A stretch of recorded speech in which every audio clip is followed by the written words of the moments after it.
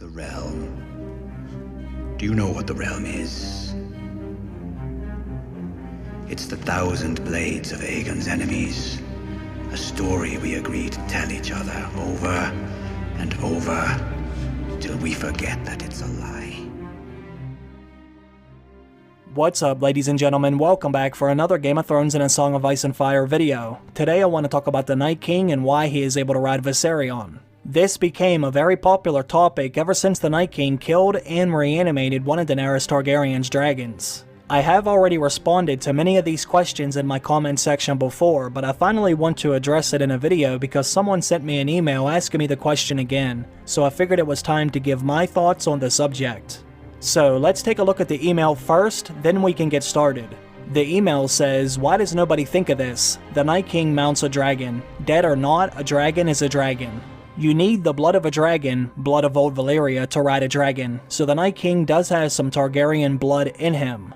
This could be a hint to who the Night King truly is. The Night King may be the actual Song of Ice and Fire. He is ice, and he mounts a fire-breathing dragon and definitely has dragon's blood, so the Song of Ice and Fire." Okay, so as I said before, this became a very popular theory after the Night King took control of Viserion. This actually led to many people believing the Night King is one of the characters that makes up the three heads of the dragon. For those of you that don't know, when Daenerys Targaryen was in the House of the Undying, she has a vision of her brother Rhaegar, and he says, the dragon has three heads. As we all know, Daenerys Targaryen had three dragons, and the Targaryen sigil features a three-headed dragon.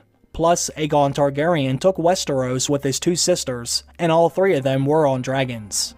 So this leads people to believing all three of Dany's dragons must have riders. Ever since Daenerys heard Rhaegar say this at the House of the Undying, she constantly thinks about this throughout the books. This prophecy comes up again when Daenerys is having a conversation with Jorah Mormont.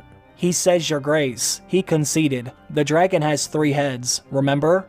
You have wondered at that ever since you heard it from the warlocks in the House of Dust. Well, here's your meaning. Balerion, Meraxus, and Vhagar, ridden by Aegon, Rhaenys, and Visenya, the three-headed dragon of House Targaryen, three dragons, and three riders." "Yes," said Dany, "but my brothers are dead."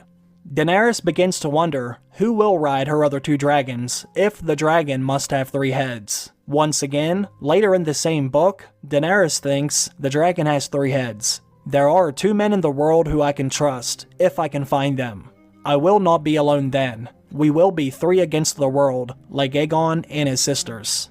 So as you can see, Daenerys is convinced she needs to find two other men who can ride her other two dragons, but she doesn't know who these men are, and at this point in the story, she probably hasn't even met them yet.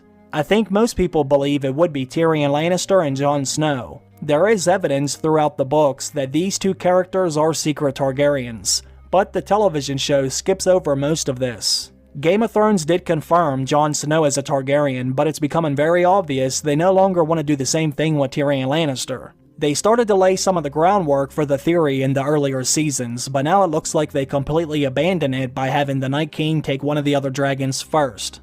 We have seen other people ride on Dany's dragon with her, but we have yet to see anyone else take control of a dragon, until the Night King kills one, then reanimates it.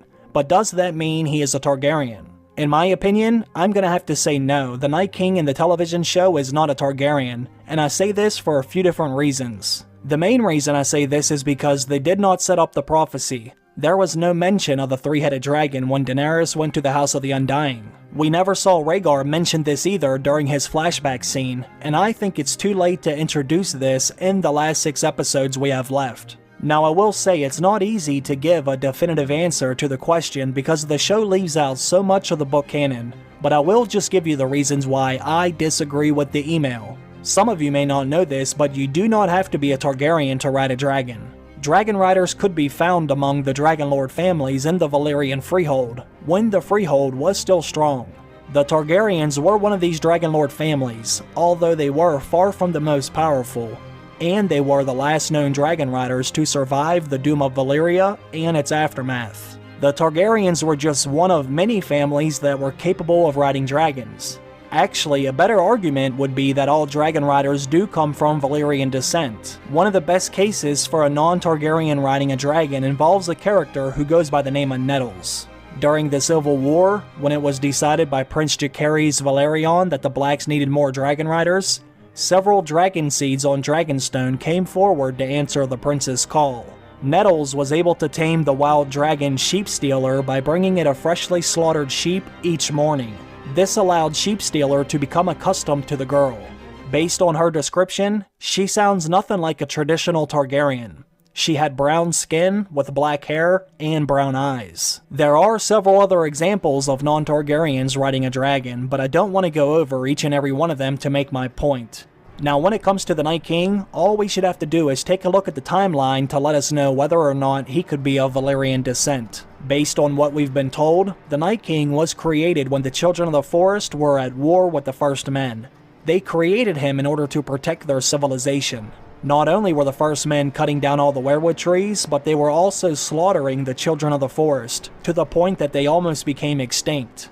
In order for them to combat this vicious assault, the children did something out of desperation, which was creating the Night King. This took place anywhere from 8,000 to 10,000 years ago during the Age of Heroes. We are always told that the Long Night happened roughly 8,000 years ago when the White Walkers came invading from the north.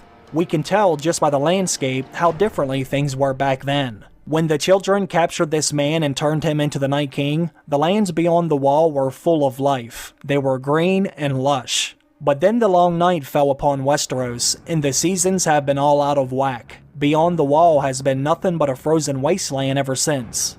Now let's take a look at that timeline once again, and see when the dragons were first discovered. According to the timeline, the dragons were discovered roughly 5,000 years ago when the Valyrians discovered dragons inside of a volcano. That happened nearly 3,000 years after the Night King was created, so him being a Targaryen or of Valyrian descent is highly unlikely. So based on this, I would have to say no, the Night King does not have blood of the dragon. Now I will say, you can poke some holes in the timeline, but until it's proven to be false, I'm gonna have to stick by it for now. Most of you should already know what I believe to be true about the Night King's lineage. I don't think he's just from the north, but I happen to think he's a Stark. Most likely one of the founding members of the ancient house. That's why the Starks have a similar connection to the Night King as Daenerys has with their dragons. The Targaryens have an affinity for fire, just like the Starks have an affinity for the ice.